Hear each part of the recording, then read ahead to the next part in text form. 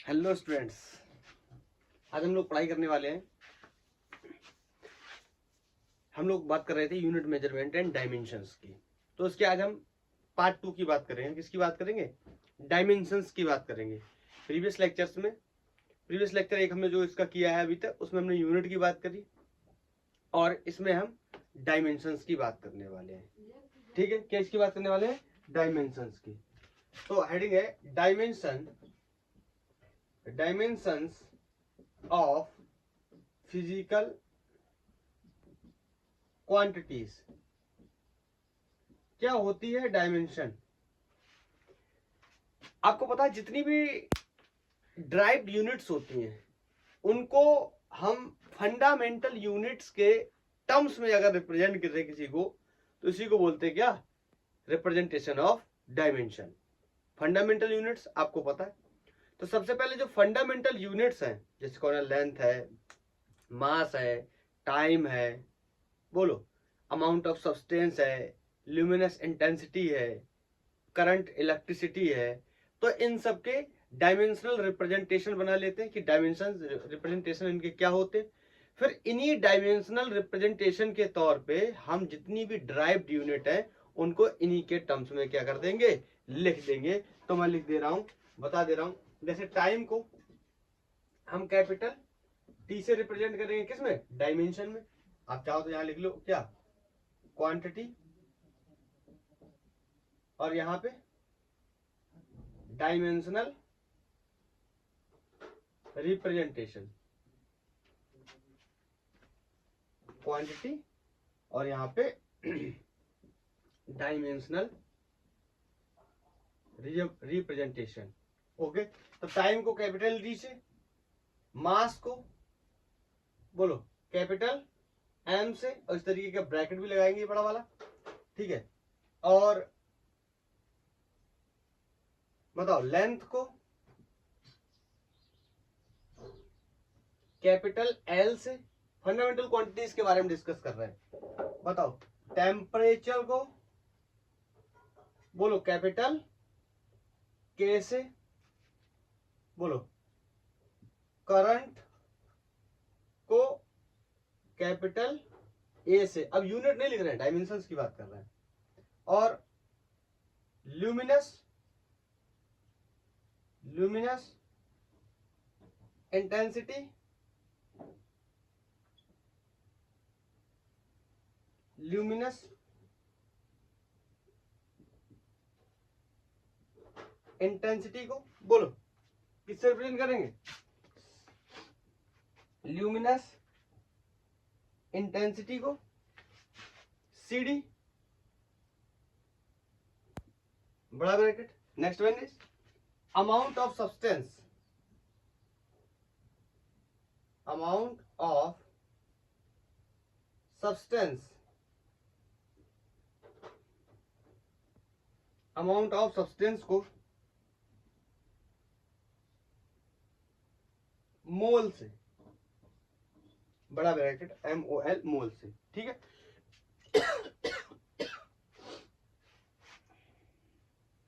ठीक है, तो ये बेसिक यूनिट्स हैं।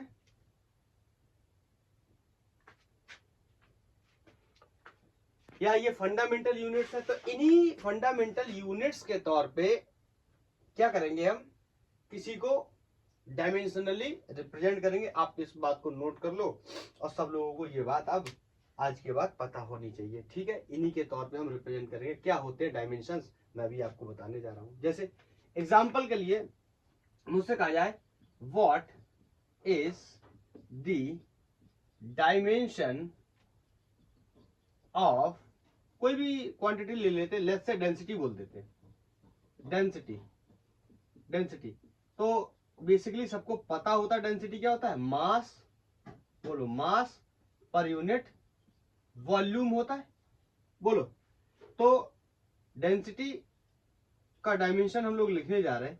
मास आपको पता है, मास को किससे रिप्रेजेंट करते हैं? कैपिटल एम से। ये कैपिटल एम, बोलो।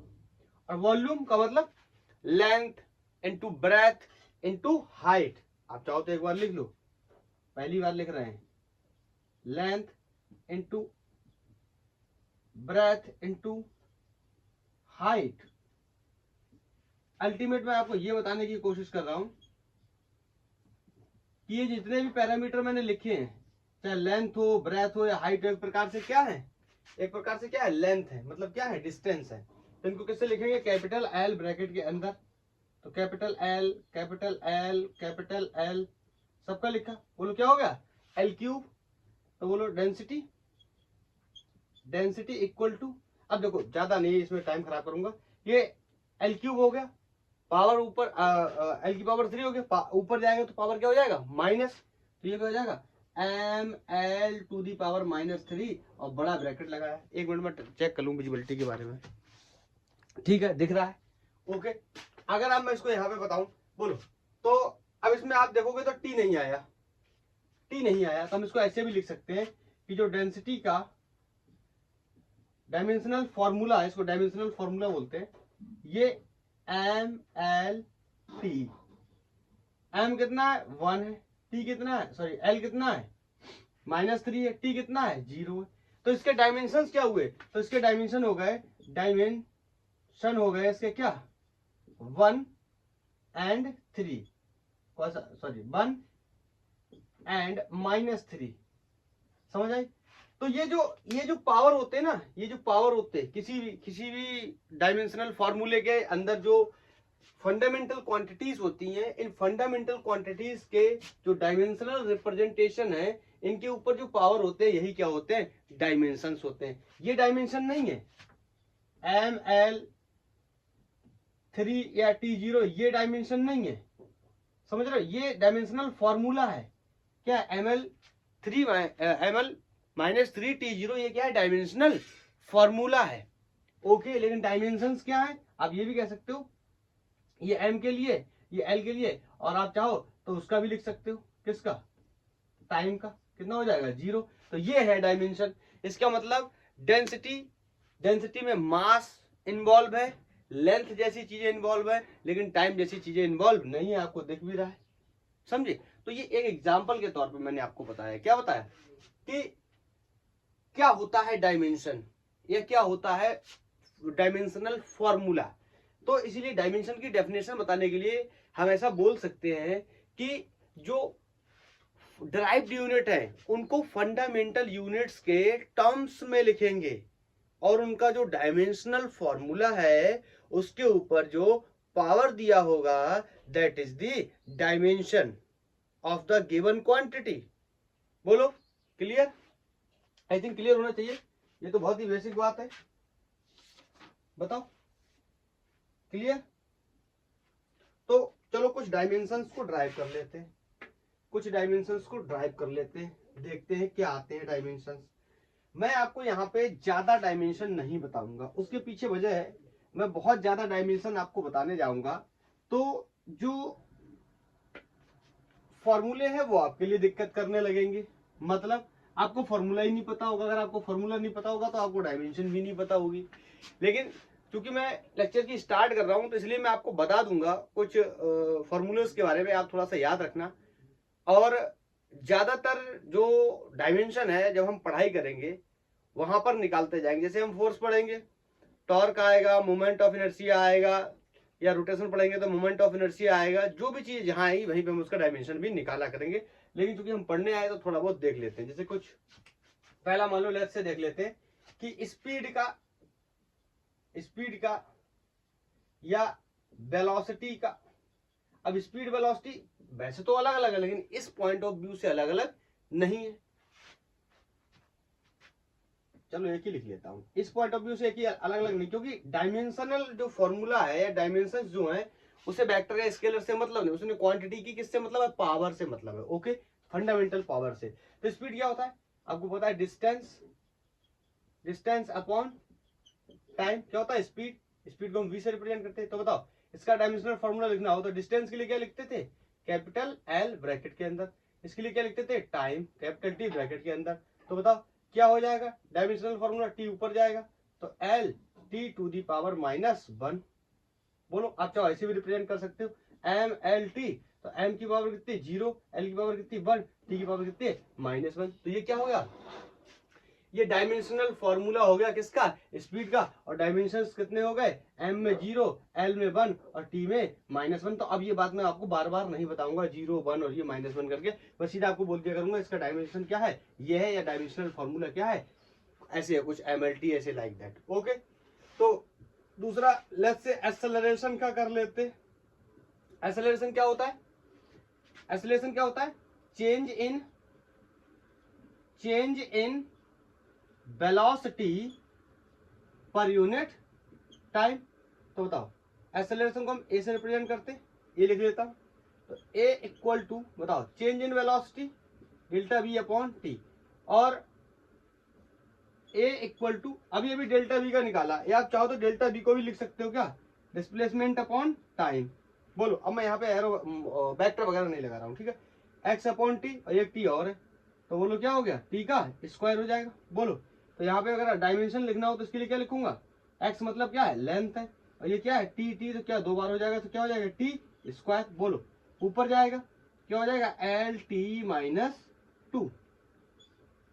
ये डायमेंशन हो गया किसका, एक्सेलरेशन का, विजिबल है, ठीक है, ये डायमेंशन हो गया किसका, एक्सेलरेशन का। समझ रहे हो ना कैसे निकाल रहे हैं। हाँ, जो मैंने फंडामेंटल क्वांटिटीज के जो डायमेंशनल रिप्रेजेंटेशन बताए थे उनको हमें याद करना है। और लाइट चली गई, 1 सेकेंड आप वेट करो।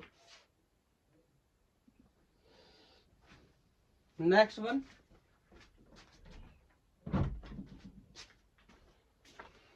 वेलोसिटी का लिख लिया, एक्सेलरेशन का भी लिख लिया। Next one is momentum. Momentum, mass and multiple product of the velocity is called momentum. यहाँ पे हम वेक्टर नहीं लिख रहे, स्केलर ही लिख रहे हैं, हम डायमेंशंस निकाल रहे हैं। ओके, तो आपको पता है मास का क्या लिखेंगे, कैपिटल M, और वेलोसिटी का अभी अभी लिखा था, या चाहो तो एक लाइन और बढ़ा लेता हूं, P इक्वल टू मास, और इसको क्या लिख सकते हैं, इसको क्या लिख सकते हैं, डिस्टेंस पर unit time. P equal to M को क्या लिख सकते हैं, L, सॉरी मास है, मास को क्या लिखेंगे, कैपिटल M। बोलो, डिस्टेंस को कैपिटल L, इस तरीके से ब्रैकेट में बंद करके, टाइम को कैपिटल T। अब ये ऊपर जाएगा, T टू दी पावर -1 हो जाएगा, ये क्या हो जाएगा, ML T to the power -1। बोलो किसका हो गया, मोमेंटम का, या कह सकते हो लीनियर मोमेंटम का, ठीक है। बोलो नेक्स्ट वन, अगर मैं बात करूं किसकी, फोर्स की। आपको पता फोर्स क्या होता है, MA, multiple product of the mass and acceleration is called force. तो फोर्स का अगर लिखना हो तो बताओ, मास के लिए या एक्सप्लेन करूं, और चलो बता दे रहा हूं एक बार, मास कैसे लिख दे रहा हूं। और ये क्या हो जाता है, एक्सेलरेशन क्या होता है, अभी अभी निकाल के आया हूं, रहने दो, हटाओ, रहने दो, नहीं अब एक्सप्लेन ज्यादा नहीं। एक्सेलरेशन के लिए अभी अभी लिख के आया हूं क्या, LT -2, LT -2।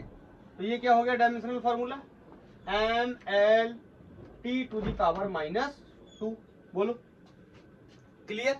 तो इसके फोर्स के डायमेंशंस क्या हो गए, M में 1 हो गया, L में 1 हो गया, T में कितने हो गए, -2 होगा, और dimensional formula is MLT -2। Clear. बोलो बताओ। अब ऐसे ही मैं चाहूं तो पूरी फिजिक्स के निकाल सकता हूं, लेकिन अभी तो आपको ये फॉर्मूले पता तो आपको समझ आ रहा होगा, लेकिन अगर मैं कुछ ऐसे फॉर्मूले लिख दूंगा जो आपको नहीं समझ आएंगे तो आपको प्रॉब्लम होने लगेगी, ठीक है। तो एक दो और निकाल ले रहा हूं जो आपको और पता है। बताओ वर्क क्या होता है, वर्क क्या होता है, फोर्स इनटू डिस्प्लेसमेंट, याद आया। तो फोर्स इनटू डिस्प्लेसमेंट, फोर्स का भी जस्ट निकाला है MLT -2, और डिस्प्लेसमेंट मतलब एक प्रकार से क्या है, लेंथ है, तो एक और लिख लिया। तो वर्क क्या हो गया, ML स्क्वायर T -2। ये क्या हो गया, ये वर्क का हो गया। आप चाहो तो इसको भी एक्सपेंड कर सकते थे कि फोर्स को क्या लिख सकते थे, M में, ठीक है, M, और A को क्या लिख सकते थे, एक बार करके बताऊं। अच्छा चलो देखो करके बताता हूँ, ये तो मैंने शॉर्ट में बता दिया, एक बार करके बता देता हूँ आपको कि कैसे कर सकते हैं। तो देखो W इक्वल टू FS, अब वेक्टर में नहीं लिख रहा है तो फोर्स इनटू डिस्प्लेसमेंट। तो फोर्स को मैं क्या लिख सकता हूँ, MA इनटू डिस्प्लेसमेंट। बोलो, और A को क्या लिख सकता हूँ मैं, वेलोसिटी पर यूनिट टाइम इनटू S। तो W इक्वल टू बोलो M, स्पीड या वेलोसिटी को क्या लिख सकता हूँ, डिस्प्लेसमेंट अपॉन टाइम, तो यहाँ टाइम कितना है तो 2 बार हो जाएगा। बोलो, तो W इक्वल टू एम की जगह डायमेंशनल फॉर्मूला क्या लिख सकता हूँ, कैपिटल एम ब्रैकेट के अंदर। बोलो एक्स का क्या लिख सकता हूँ, एल। बोलो ये क्या है, ये भी क्या है एक प्रकार से, अरे एस का मतलब डिस्टेंस या डिस्प्लेसमेंट है, तो ये भी एक प्रकार से क्या है, लेंथ है। तो इसके लिए भी क्या लिखूंगा, कैपिटल एल ब्रैकेट के अंदर। बोलो अपॉन ये क्या है, टी, टाइम, टाइम का क्या करूंगा, स्क्वायर। बोलो क्लियर। अब इसको कंबाइन करके लिख दूंगा, ये हो जाएगा एम, ये क्या हो गया एल एल एल स्क्वायर, और ये ऊपर गया तो टी टू दी पावर -2। तो हम इसको ऐसे भी लिख सकते हैं, एक्सपेंड करके, अगर हमें इन्फॉर्मेशन है, जानकारी है, तो ऐसे भी लिख सकते हैं, या यहाँ पे डायरेक्ट मैंने यूज कर लिया, फोर्स हमें पता है, ठीक है। ऐसे हम फोर्स को भी लिख सकते थे, क्या लिख सकते थे, एम ए, तो एम ए की जगह बी अपॉन टी, और एफ एम बी की जगह एक्स अपॉन टी, तो टी क्या हो गया स्क्वायर। तो F equal to M L upon T square, इसको सही से लिखना चाहिए था, एम एल और टी को क्या करेंगे ऊपर ले जाएंगे, तो देखो ये आ जाएगा एम एल टी -2। तो हम इसको ऐसे भी लिख सकते थे। बोलो, अब मेरी निजी सलाह ये है, जो डायमेंशन अभी मैंने निकाले, वेलोसिटी या स्पीड, एक्सेलरेशन, मोमेंटम, फोर्स और वर्क। वर्क का मतलब क्या हो गया, एक प्रकार की एनर्जी। वर्क का यूनिट क्या होता है, जूल, और एनर्जी का यूनिट क्या होता है, जूल। इसका मतलब अगर कोई भी एनर्जी है तो उसका यूनिट, सॉरी उसका यूनिट क्या होने वाला है हमेशा जूल, और उसका डायमेंशन क्या होने वाला है हमेशा ml² t -2। मैं आपको एक बात और बता दूं, यहाँ पे जब तक यूनिट चेंज नहीं होगा तब तक डायमेंशन चेंज नहीं होगा।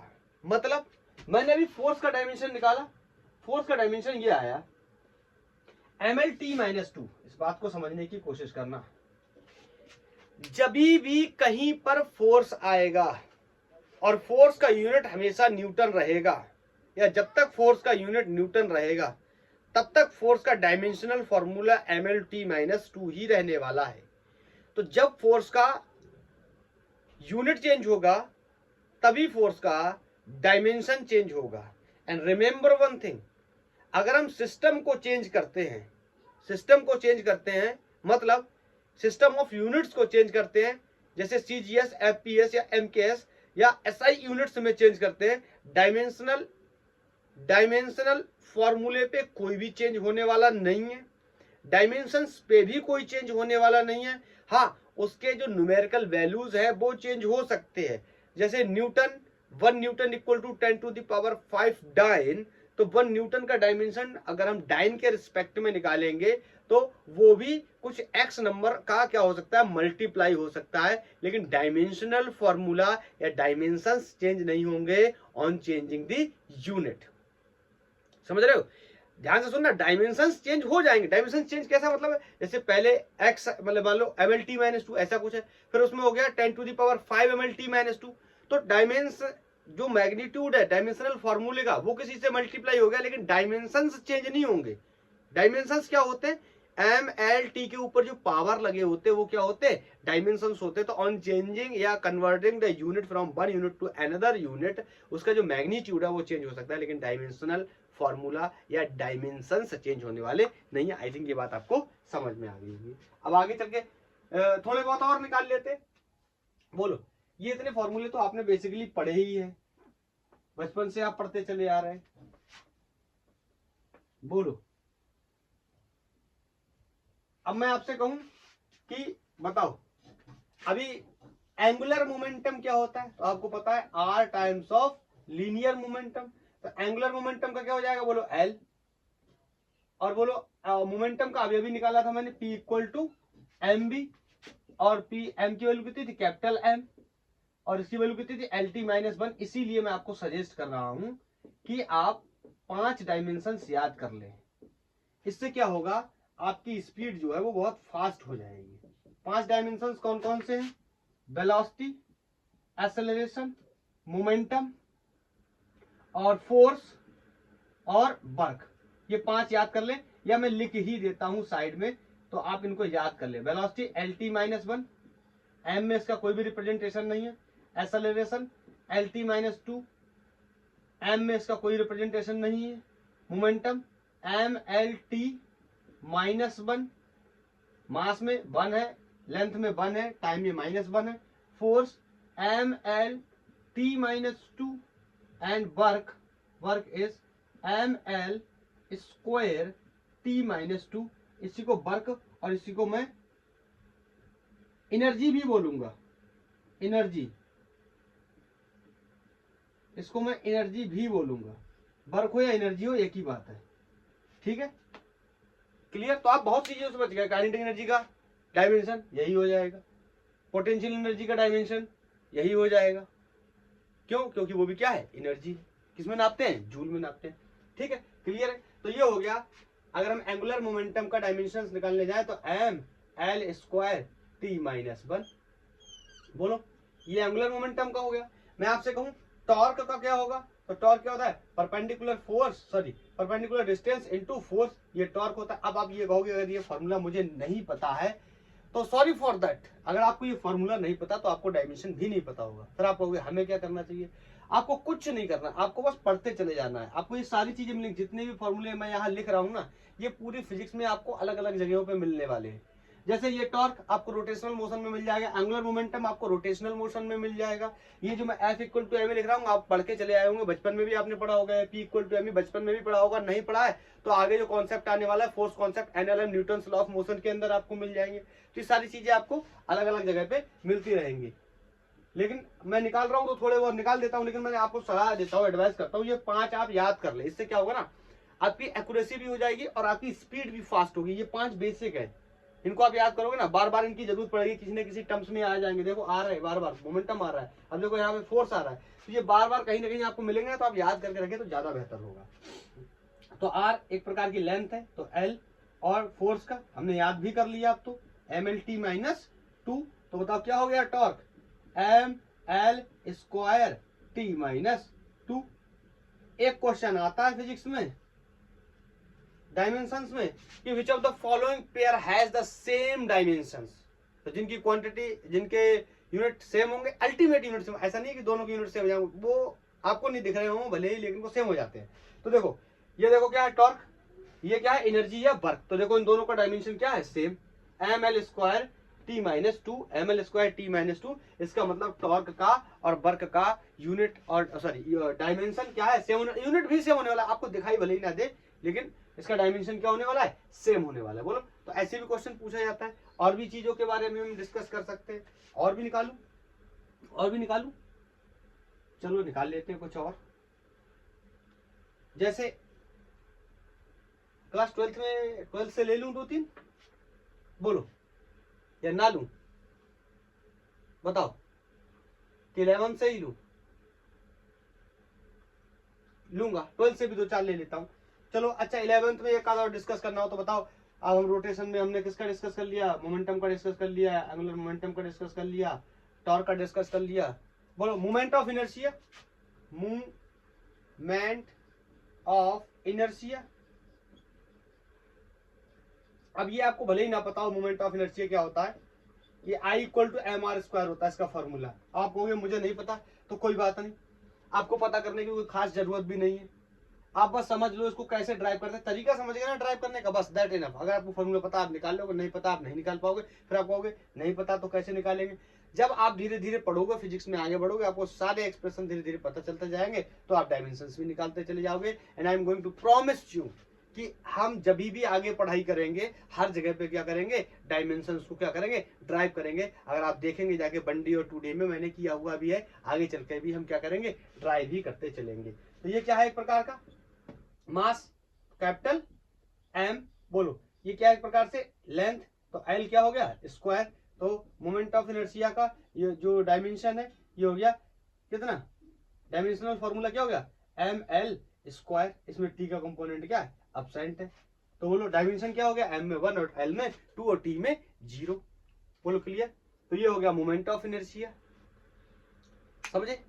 तो ऐसे ही हम बहुत सारे डायमेंशनल एनालिसिस को सॉल्व कर सकते हैं। बोलो आपसे कहा जाए यूनिवर्सल ग्रेविटेशनल कांस्टेंट की वैल्यू बताओ, क्या होगा डायमेंशनल फॉर्मूला है, क्या होंगे डायमेंशन। यूनिवर्सल ग्रेविटेशनल कांस्टेंट ये इसलिए बता रहा हूं क्योंकि आप क्लास 9th में भी पढ़ के आए होंगे, GMM/r²। ये ग्रेविटेशनल फोर्स का फॉर्मूला होता है। बोलो इससे मुझे निकालना क्या है, कैपिटल जीसी का नाम क्या होता है, यूनिवर्सल ग्रेविटेशनल कांस्टेंट, वैल्यू होती है 6.67 into 10 to the power minus बोलो 11 न्यूटन पर मीटर स्क्वायर, बोलो पर केजी स्क्वायर।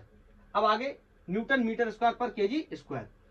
अब आगे क्या करना है, हमें इसकी जी की निकालनी, तो जी को एक तरफ रोकते बाकी सबको एक तरफ कर देते, तो इसको इधर करेंगे, ये क्या हो जाएगा एफ आर स्क्वायर बोलो, बटे में क्या आ जाएगा एम एम स्क्वायर, या एम एम ही लिख लेते हैं, ये क्या है केजी। तो एक बार इसका यूनिट लिख लेता हूँ, अगर मैं इसका यूनिट लिखूं तो बोलो क्या हो जाएगा यूनिट, एफ का क्या हो जाएगा न्यूटन, आर का क्या हो जाएगा मीटर स्क्वायर बोलो, ये एम माने केजी का क्या हो जाएगा स्क्वायर।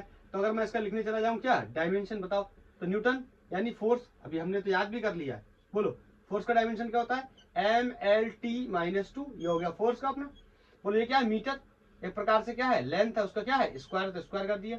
बोलो ये क्या है मास, एक प्रकार से मास है तो उसका क्या कर दिया एम का क्या कर दिया स्क्वायर। अब देखो यहाँ पर एक मास है, यहाँ पर दो मास है, पावर सेम है, तो ये एक से एक क्या हो जाएगा एलिमिनेट, एक ऊपर चला जाएगा। बोलो तो जी की वैल्यू आ गई एम माइनस 1 और एल स्क्वायर और एल कितने हो जाएंगे एल क्यूब, ये हो गया एल क्यूब, ये हो गया T to the power minus 2। बोलो क्लियर, तो M L cube T to the power minus 2, yes ये क्या है, ये ग्रेविटेशनल कांस्टेंट का डायमेंशनल फॉर्मूला, और डायमेंशन क्या -1 +3 और -2। क्लियर, ऐसी ही बहुत सारी चीजों की बात कर सकते हैं। पूरे फिजिक्स में हम जितनी भी पढ़ाई करते हैं सारे एक्सप्रेशंस के ऊपर हम डिस्कस कर सकते हैं, किसका डायमेंशनल एनालिसिस का। बोलो जैसे मैं आपको बताऊं, आपसे मैं बोलूं प्लैंक कांस्टेंट की डायमेंशन, अब ये मत कहना मुझे प्लैंक कांस्टेंट का फॉर्मूला नहीं पता। देखो मैंने भी ये बात पहले से बोल रखी है, आपको नहीं पता, मुझे पता है, E = h न्यू, ठीक है, यहां से H = E/न्यू, न्यू का मतलब फ्रीक्वेंसी, हाँ ये तो पता है ना, E क्या है, E क्या है एनर्जी, और एनर्जी का अभी पता था मुझे क्या ml² T-2 याद करवाया था मैंने। फ्रीक्वेंसी, फ्रीक्वेंसी क्या होता है, बोलो फ्रीक्वेंसी क्या होता है, फ्रीक्वेंसी क्या होता है, फ्रीक्वेंसी होता है 1/टाइम, अरे reciprocal of time period is called frequency. तो इसका यूनिट क्या होता है, बोलो टाइम का क्या रखूंगा कैपिटल टी, तो ऊपर जाके क्या हो जाएगा -t, तो इसका डायमेंशन क्या होता है -t1। बोलो अब आप कहोगे कि यहाँ पर ही -t1 आ गया, अरे ये 1/टाइम है, अगर आपको नहीं पता तो आपको ये बात पता रखनी चाहिए, ठीक है। तो h की वैल्यू ये ऊपर जाएगा तो क्या हो जाएगा, यहाँ से एक एलिमिनेट हो जाएगा, पावर -2, यहाँ पावर कितनी है -1 है, तो ml² T⁻⁻1, ये किसकी वैल्यू हो गई, ये ग्रेविटेशनल कांस्टेंट का क्या होगा, सॉरी ये प्लैंक कांस्टेंट, इसका नाम होता है प्लैंक कांस्टेंट, प्लैंक कांस्टेंट। ये प्लैंक कांस्टेंट का डायमेंशनल फार्मूला हो गया, और ये प्लैंक कांस्टेंट की क्या होगी डायमेंशनल वैल्यूज हो गई, कितनी हो गई m⁻1 है, l⁻2 है, t की पावर क्या है -1 है, ठीक है समझ गए। ऐसे ही मैं आपसे कहूं, आपने बहुत और चीजों के बारे में और जैसे पावर के बारे में बात करूं मैं, पावर, तो पावर क्या होता था बचपन में भी पढ़ा, rate of work is called power, class 9th में भी पढ़ चुके हैं, rate of work is called power. तो वर्क मतलब एक प्रकार की क्या है एनर्जी है, बोलो एक प्रकार की क्या है एनर्जी है। तो वर्क का डायमेंशन हम लोग याद भी कर चुके हैं, ml² T-2, साफ करके लिख देता हूं, थोड़ा सा गंदा दिख रहा होगा, तो ml² T-2 किसका हो गया वर्क का हो गया, और टी टाइम है, तो बोलो टी क्या हो जाएगा नीचे जाए, ऊपर जाएगा, टी पावर 1 और माइनस में क्या हो जाएगी बढ़ जाएगी। तो यहां से जो पावर है पावर का जो डायमेंशनल फॉर्मूला हो गया ml² T-3, और डायमेंशनल वैल्यू हो गई m में 1 l में 2 और t में -3। बोलो ऐसी बहुत ही सारी चीजों की बात कर सकते हैं, कुछ ऐसी भी बात कर लेते हैं जिनके डायमेंशन ना हो, एक दो चीजों की ऐसी भी बात कर लेते हैं, ठीक है इसको हटा रहा हूं। जैसे मैंने आपको एंगल के बारे में बताया है, एंगल क्या होता है आर्क अपॉन रेडियस, मतलब यहां थोड़ा बना के बता देता हूं, कोई पार्टिकल यहां से यहां मूव कर गया, इसका मतलब उसने कोई एंगल चला है, एंगल चलने में ये कोई उसने लीनियर डिस्प्लेसमेंट किया, ये उसकी रेडियस, इसको क्या बोलेंगे आर्क, इसको क्या बोलेंगे रेडियस। तो आर्क मतलब ये भी प्रकार का क्या है लेंथ है, मतलब इसको भी किसमें नापेंगे मीटर में, और ये क्या है रेडियस, ये भी क्या है प्रकार का है ये भी प्रकार का क्या है, लेंथ, इसको भी किसमें नापेंगे, मीटर में। तो दोनों का यूनिट क्या हो जाएगा, कैंसिल आउट हो जाएगा। और नो यूनिट, नो यूनिट बोलो, यूनिट क्या है एंगल का, कोई यूनिट नहीं है। तो कोई यूनिट नहीं है तो नो डायमेंशन, कोई भी डायमेंशन भी नहीं होगा। हाँ, आपने जो पढ़ रखे हैं वो अलग बात है कि आपने एंगल पढ़ रखे हैं क्या, डिग्री, डिग्री सेंटीग्रेड और रेडियन। वो रेडियन और डिग्री सेंटीग्रेड जो है वो ड्राइव्ड यूनिट नहीं है, ठीक है। आप कह सकते हो कि वो क्या है, डिजाइन्ड यूनिट है, बनाए गए हैं स्पेशली, लेकिन ड्राइव्ड यूनिट नहीं है। मैंने आपको ड्राइव्ड यूनिट और फंडामेंटल यूनिट्स के बारे में बता रखा है, आप जाके प्रीवियस लेक्चर में चेक करें ड्राइव्ड यूनिट क्या होते हैं, फंडामेंटल यूनिट क्या होते हैं। और आपको एक बात मैं और बताना चाहता हूँ, स्ट्रेन, स्ट्रेन। अब आप ये मत करना मुझे नहीं पता है, तो मैं जो बता रहा हूँ अभी आप उसी को समझो, यही होता है। कैसे होता है, क्यों होता है, क्या होता है, जब ये आएगा तब डिस्कस करेंगे। ये आएगा क्लास 11th के सेकंड बुक के पहले चैप्टर में, मैकेनिकल प्रॉपर्टी ऑफ सॉलिड्स में हम बात करने वाले हैं किसकी, स्ट्रेन की। ये होता है change in dimension upon original dimension. इसका मतलब किसी की लंबाई में चेंज, ऐसे लिख दे रहा हूं, मान लो किसी की लेंथ में चेंज है तो क्या हो गया, डेल्टा एल अपॉन एल। इस बात को एक्सप्लेन थोड़ा सा कर देता हूं। जैसे लेट्स से ये वायर है, इस पे फोर्स लगाया, पहले इसकी लेंथ कोई एल थी, बाद में मैंने इस वायर को खींच करके इसकी लेंथ क्या बढ़ा दी, डेल्टा एल मैंने क्या कर दी, इंक्रीज कर दी। तो इसकी जो टोटल लेंथ है वो कितनी हो गई, एल प्लस डेल्टा एल। बोलो इसकी टोटल लेंथ कितनी हो गई, एल प्लस डेल्टा एल। और मैं निकालने जाऊं इसका क्या, स्ट्रेन। तो इसका स्ट्रेन जो होने वाला है वो क्या होगा, चेंज इन लेंथ, चेंज कितनी हुई है, डेल्टा एल। बोलो ओरिजिनल कितनी थी, एल, तो डेल्टा एल भी एक क्या है, लेंथ है, एल भी क्या है, लेंथ है। इसको भी किसमें नापेंगे, मीटर में, इसको भी किसमें नापेंगे, मीटर में। तो दोनों का यूनिट क्या हो जाएगा, कैंसिल आउट। इसका मतलब क्या है, नो यूनिट, और यूनिट नहीं है तो नो डायमेंशन। बोलो क्लियर, क्लियर, बोलो क्लियर। यूनिट नहीं तो डायमेंशन भी नहीं। ऐसे ही बहुत सारी क्वांटिटीज हो सकती हैं जिनके बारे में हम डिस्कस कर सकते हैं। यहाँ पे मैं आपको बता सकता हूँ, एक आपने और पढ़ा होगा, एक क्वांटिटी आपने पढ़ी होगी, जिसे हम बोलते हैं प्रेशर। प्रेशर तो बचपन से पढ़ते चले आ रहे हैं ना, बहुत ही प्रेशर है, बहुत ही प्रेशर है हमारे ऊपर। बोलो बहुत ही प्रेशर है, पढ़ाई का प्रेशर है, मम्मी पापा का प्रेशर है, सबसे इंपॉर्टेंट उनका प्रेशर है कि ऐसा करो वैसा करो। समझ गए ना। यहाँ प्रेशर क्या है, यहाँ प्रेशर का मतलब होता है perpendicular force per unit area, ठीक है। तो यहाँ पे प्रेशर का अगर हम डायमेंशनल फॉर्मूला या डायमेंशनल वैल्यू देखने जाएंगे तो आपको पता है फोर्स का हम याद कर चुके हैं, MLT-2। इसलिए मैंने बताया था आप 4 का याद कर लो, आपका काम बन जाएगा। एरिया क्या है, एरिया क्या है, एरिया क्या होता है, लेंथ इंटू ब्रेथ। जैसे वॉल्यूम क्या होता है, लेंथ ब्रेथ इंटू हाइट, ऐसे एरिया क्या होता है, लेंथ इंटू ब्रेथ। तो डायरेक्ट लिख दूं, बोलो दो बार है क्या, लेंथ, लेंथ भी एक प्रकार का पास है और ब्रेथ भी एक प्रकार का क्या है, पास। दोनों को किसमें नापेंगे, मीटर में। बोलो तो डायमेंशनल रिप्रेजेंटेशन क्या लेंगे, एल तो क्या हो गया, एल स्क्वायर। तो मतलब इससे एक एल क्या हो गया, कैंसिल हो गया। और यहां से मैं प्रेशर का डायमेंशनल फॉर्मूला एम एल ऊपर जाएगा, हो जाएगा -1। तो ये हो गया ML-1 T⁻⁻²।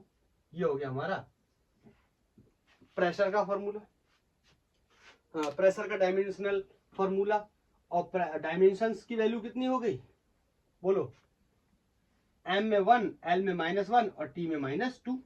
तो ऐसे ही बहुत सारी क्वांटिटी हो सकती हैं जिनके बारे में हम डिस्कस कर सकते हैं। जैसे क्लास 12th का लूंगा, अगर मैं आपसे पूछूं इलेक्ट्रिक फील्ड की डायमेंशन क्या होती है, इलेक्ट्रिक फील्ड की डायमेंशन, तो इलेक्ट्रिक फील्ड होता है force experience by the test charge over the value of test charge. बोलो बोलो। तो इसको ये ई नहीं है, ये ई मतलब एनर्जी नहीं है, ये क्या है, इसका नाम लिख दे रहा हूं, इसका नाम लिख दे रहा हूं, इसका नाम इलेक्ट्रिक फील्ड है, ELEC, इलेक्ट्रिक फील्ड। कहीं ये मत लिख देना ई माने एनर्जी, समझ लो एनर्जी नहीं, इलेक्ट्रिक फील्ड इसलिए मैंने मेंशन कर दिया। बोलो बोलो। तो मैं इसको क्या लिख दूं, बोलो फोर्स का तो मुझे याद है MLT-2, हम लोगों ने याद कर रखा है फोर्स का।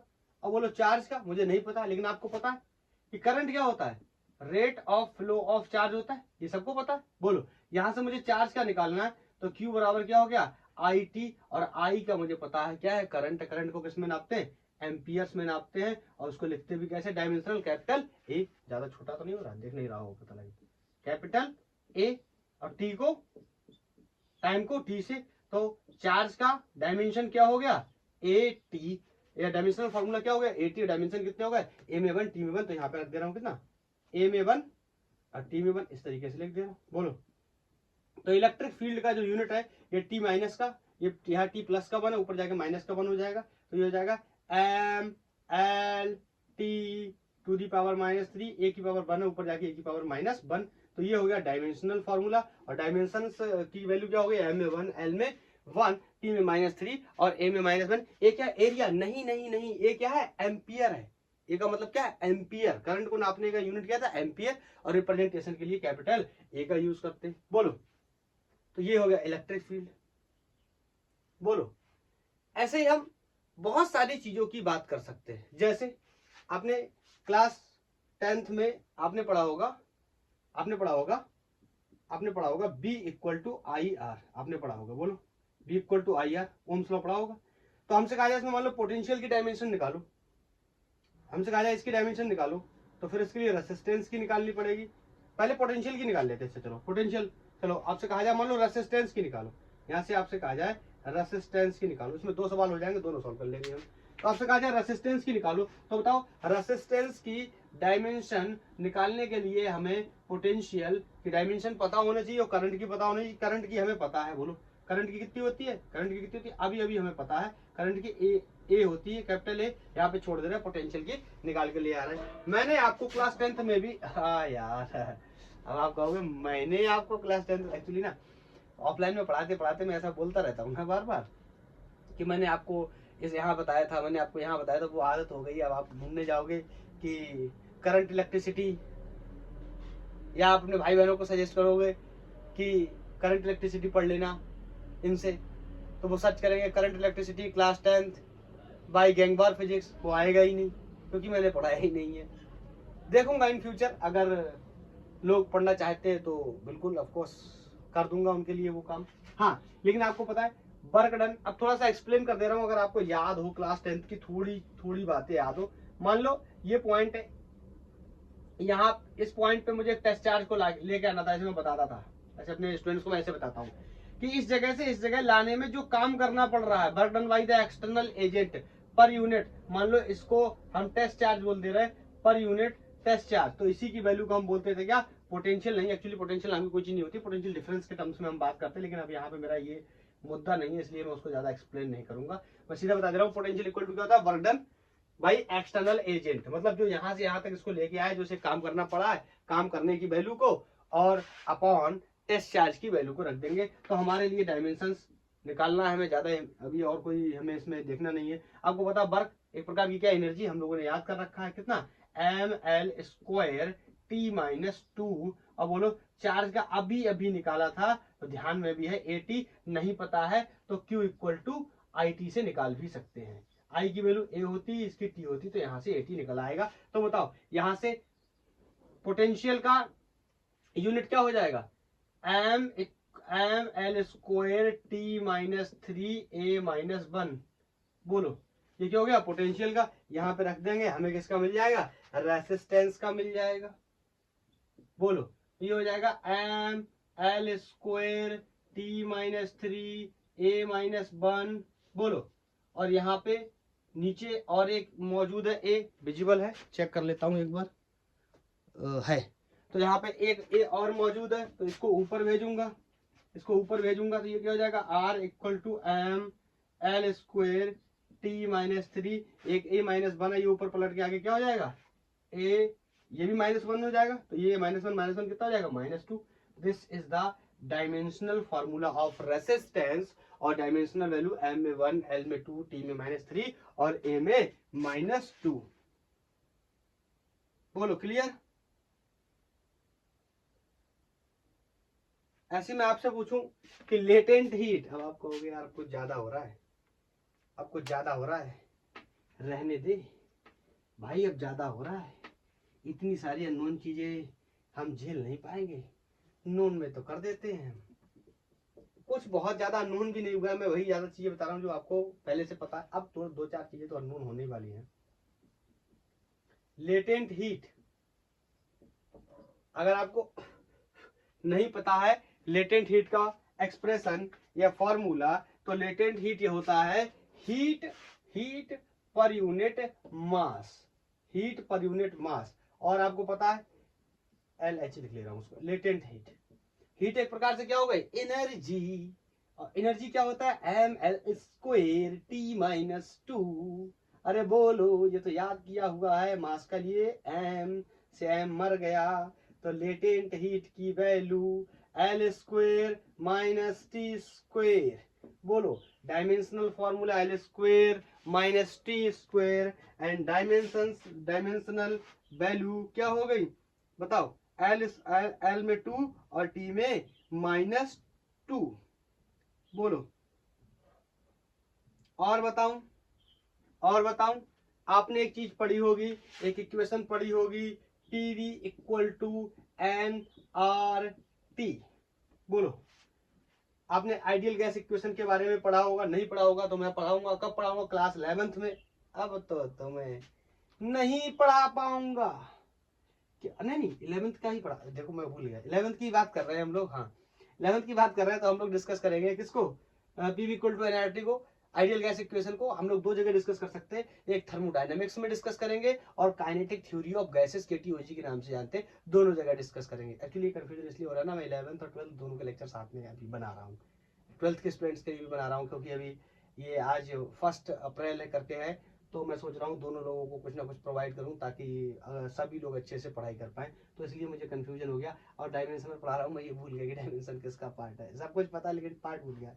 होता है, जब आप अपने काम के प्रति ज़्यादा फोकस रहेंगे, आपका ध्यान आपके काम में ज़रूरत से ज़्यादा है, तो आप समटाइम्स बाहर की चीज़ें बहुत जल्दी भूल जाएंगे, क्योंकि मैं कोशिश कर रहा हूँ। यहाँ से मुझसे कह रहा है, मान लो गैस कांस्टेंट की वैल्यू बताओ, ये R को बोलते हैं यूनिवर्सल गैस कांस्टेंट, इसका डायमेंशनल वैल्यू बताओ। बोलो, तो इसके लिए मैं क्या लिख दूंगा, P माने क्या है, प्रेशर, B माने क्या है, वॉल्यूम, N माने क्या है, नंबर ऑफ मोल्स, R माने क्या है, गैस कांस्टेंट, T माने क्या है, टेम्परेचर। बोलो, तो प्रेशर का तो मैं अभी निकाल के आया था, क्या प्रेशर इक्वल टू, अब जल्दी निकाल लेते हैं, force per unit area. Force क्या होता है, mL/T-2, और एरिया क्या हो जाएगा, L²। तो एक L से L मर जाएगा, एक ऊपर L जाएगा, क्या हो जाएगा, mL-1T-2। आप पीछे जाके चेक भी कर सकते हो, mL-1 T⁻², ये फोर्स हो गया। वॉल्यूम आपको पता, लंबाई गुणा चौड़ाई गुणा ऊंचाई, L। बोलो, length into breadth into height, मतलब क्या हो गया, L³ हो गया। बोलो, अपॉन N। N क्या होते हैं यहाँ पे, नंबर ऑफ मोल्स होते हैं, और नंबर ऑफ मोल्स के लिए याद करो, अरे बताया था मैंने, मोल को डायमेंशन में कैसे रिप्रेजेंट करते हैं, मोल से ही करते हैं। बोलो, ठीक क्या है, टेम्परेचर, इसको करते हैं, इसका यूनिट क्या होता है, केल्विन, और रिप्रेजेंट करते हैं कैपिटल K से। बोलो, तो इसके लिए यहीं पे लिख दे रहा हूं आगे। तो बताओ, यूनिवर्सल गैस कांस्टेंट का जो डायमेंशनल फॉर्मूला है वो क्या हो जाएगा, देखो आप M से M मत काट देना, ये मुंह वाला पता लगा, M से M काट दो, OL रह जाए। यहाँ पे WL लगा लेना बीच में, OWL माने उल्लू हो जाएगा, फिर तब तो उल्लू हो इसका मतलब, ठीक है। तो ये L⁻+3 L⁻−3, यहाँ कितना बचेगा, L⁻+2। तो ये हो जाएगा mL⁻2 T⁻−2, और ये क्या हो जाएगा, K⁻−1, और यहाँ पे क्या हो जाएगा, mol⁻−1। ये हो गया डायमेंशनल फॉर्मूला। ये R का मतलब रेसिस्टेंस नहीं है, पता लगा, रेसिस्टेंस को भी तो ऊपर निकाला था। ये क्या है, यूनिवर्सल, इसका नाम है universal gas constant.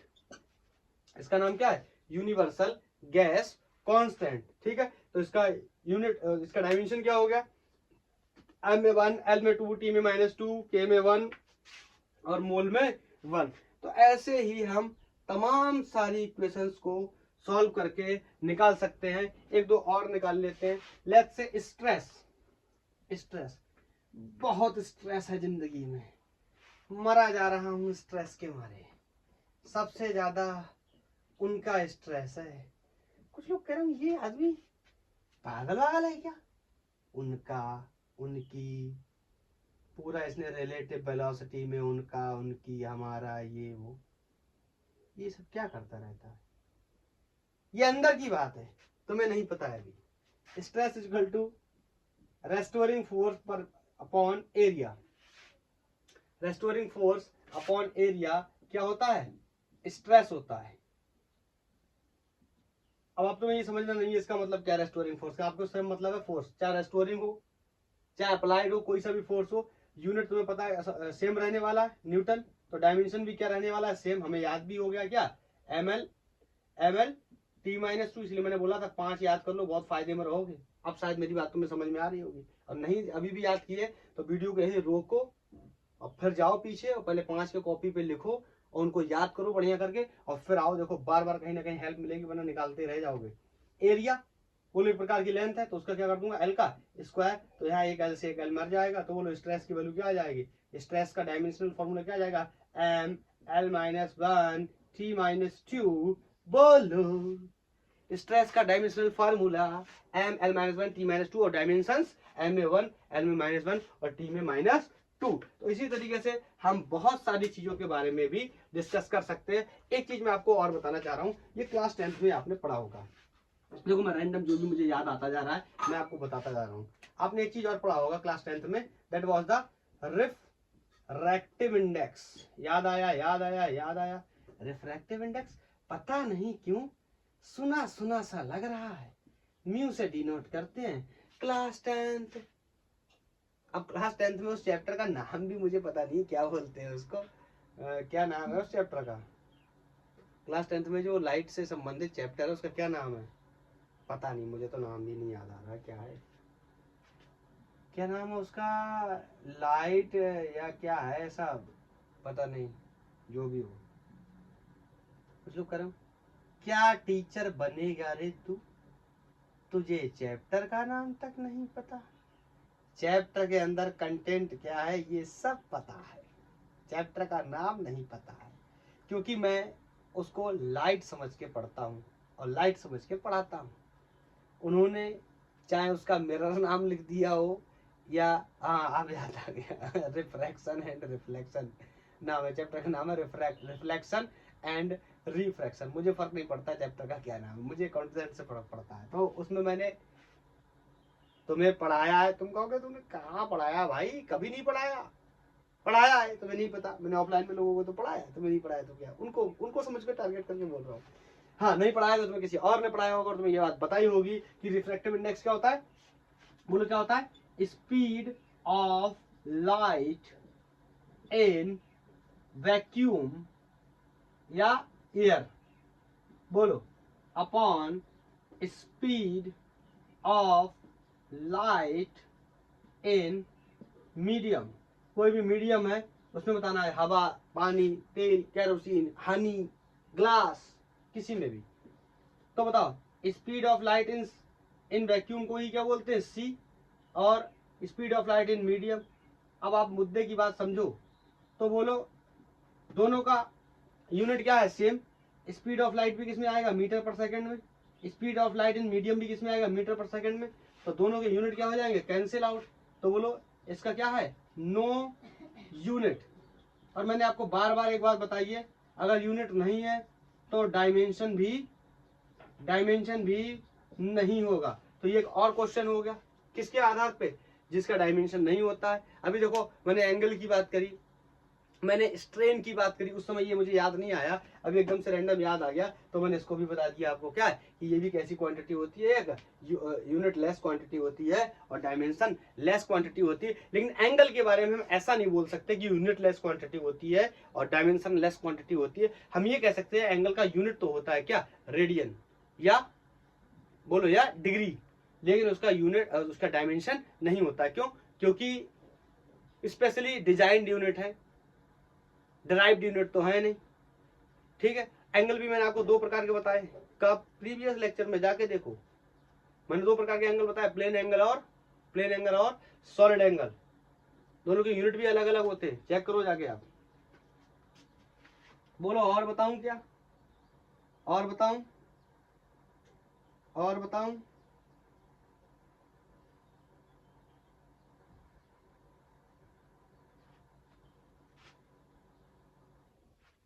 Surface energy, surface energy, चलो छोड़ो रहने देता हूँ, अब ज्यादा नहीं बताता, ज्यादा इसलिए नहीं बता रहा हूँ। मैं क्या भी बताऊं, मैं चाहे सरफेस एनर्जी बताऊं या मैं आपको